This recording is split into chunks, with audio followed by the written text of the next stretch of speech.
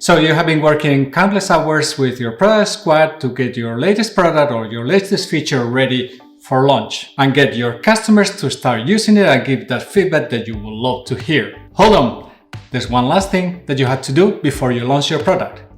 Product onboarding. In this video, let's talk about what product onboarding is, what are the activities that it typically involves. Let's talk about some examples and tools that you could use to do product onboarding.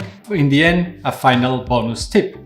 So stay with me if you want to find out what it is. Hey, my name is Juan Rodriguez. I'm a product director at a tech company in Finland. I have been working in tech companies for about 20 years now, and I would like to share my experiences with you. Product onboarding is a set of activities that is going to help your users find the value of your product, and it's also potentially going to walk them through certain activities or paths to actually learn how to use the product. So in the past, product onboarding has been that not very entertaining activity that has been done by many companies to try to help for their users to learn how to use their products. And this could be done in many different ways, like it could be done with product demos, webinars, documentation, and other different formats that in general they were not that entertaining and actually were a little bit boring or frustrating or uninteresting for the users, meaning that most of the users will never pay any attention and they will try to learn the product on their own, which puts you as a product in a very tough position because most of the users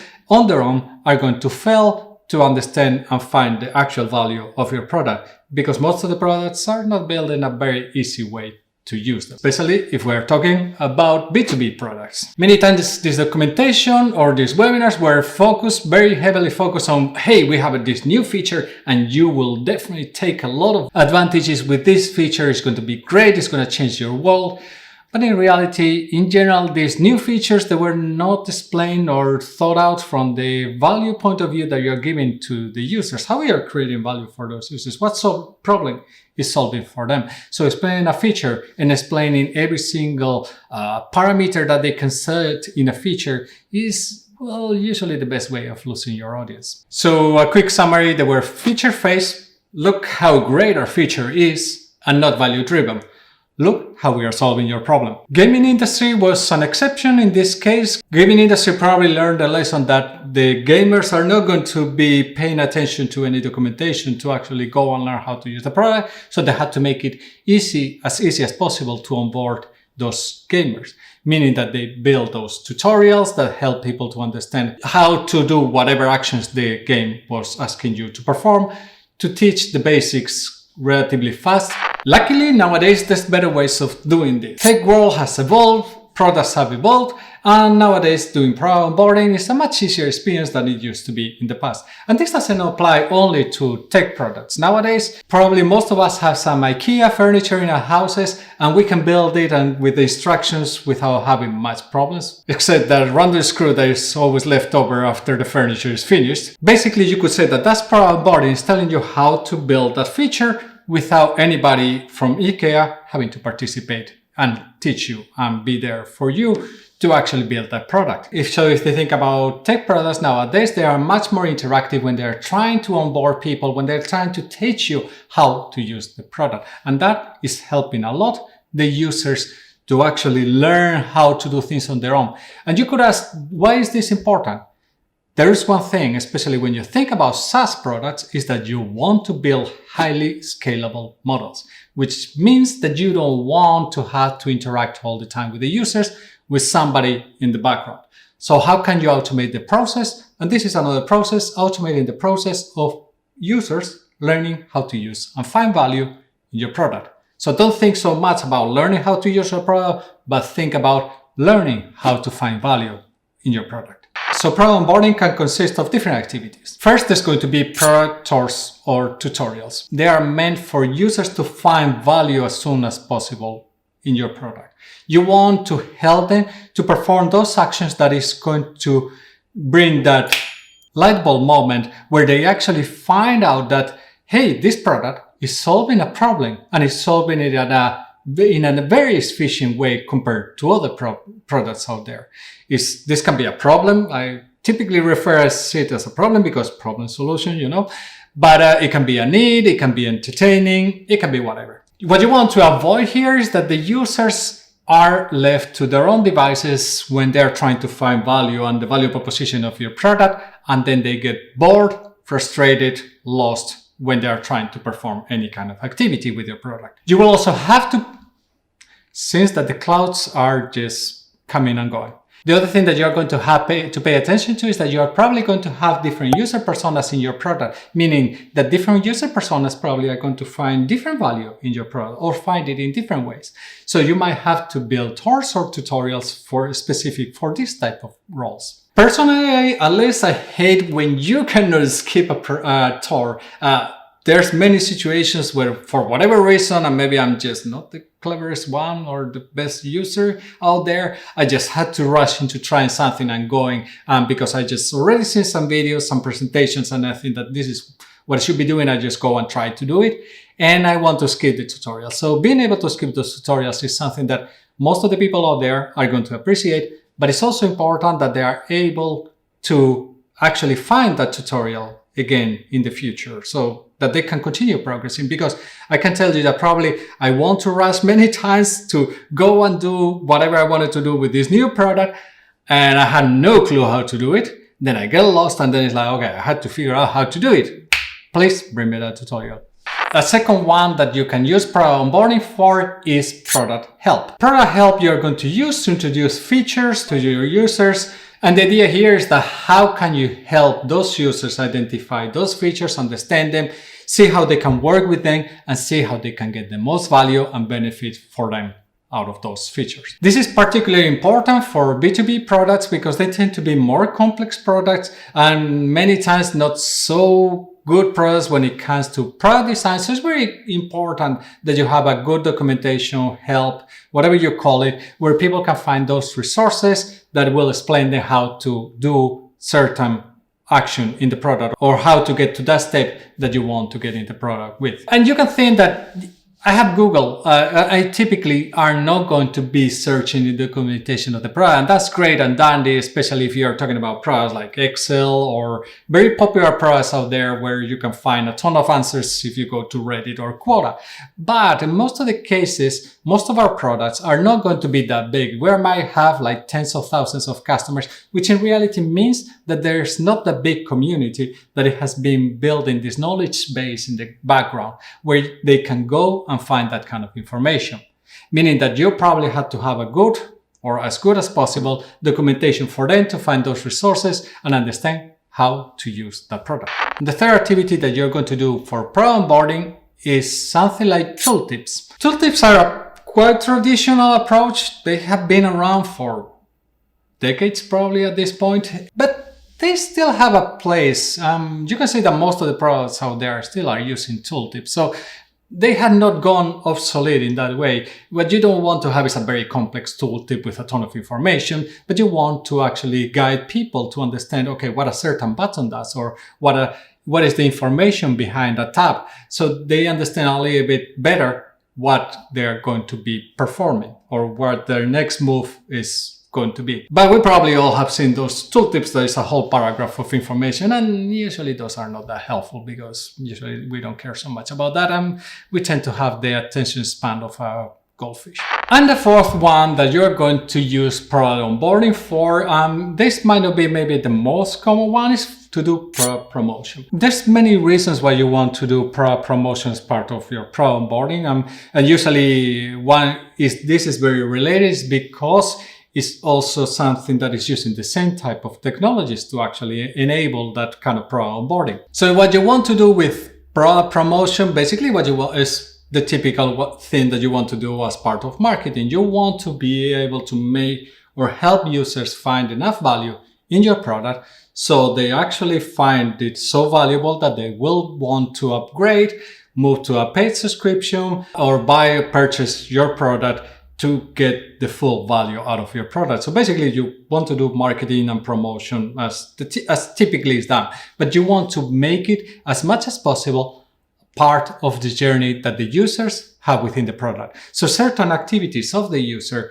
and when they're finding value repeatedly in your product, you can then suggest that, hey, maybe you are interested in this full subscription model, because then this will open the doors for you to do this, and this. But the idea is that we want to help our users to get convinced in investing in our product and investing in our product in a way that they happily do so. So one thing that I would recommend is that try to avoid these kind of pay-to-win strategies that there are out there for gaming industry. And I understand that, of course, in a way, if you're in B2B, you have to pay to win in a way, because that's how you unlock the whole value of your product. And that's how you actually can get to be more efficient, automate processes, and so on. Maybe the term that I was looking is not so much pay-to-win, but just try to avoid very annoying strategies that you are constantly and repeatedly promoting people to actually purchase, because that only is going to frustrate your users and probably is going to put off quite many people to the point that they are going to leave your product.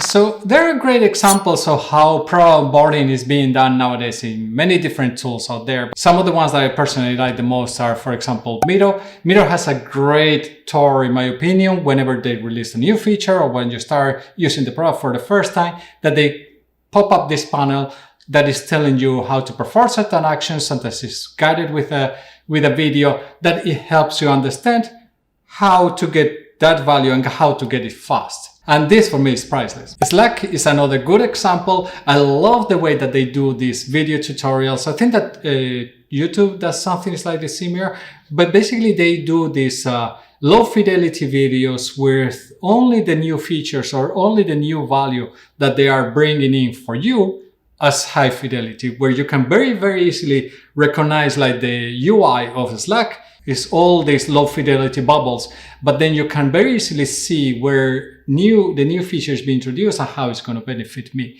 So I really like that style of pro onboarding. Grammarly has a great approach with learn by doing, and Grammarly has also a very good strategy when it comes to actually promote within the product to help you purchase that product, finding the value for you to actually go and purchase Grammarly. And then you could say that there are maybe slightly different examples of pro onboarding, which are like things like TikTok and YouTube, where the focus is very, very heavily on the design side, where it's very easy to basically use the product out of the box.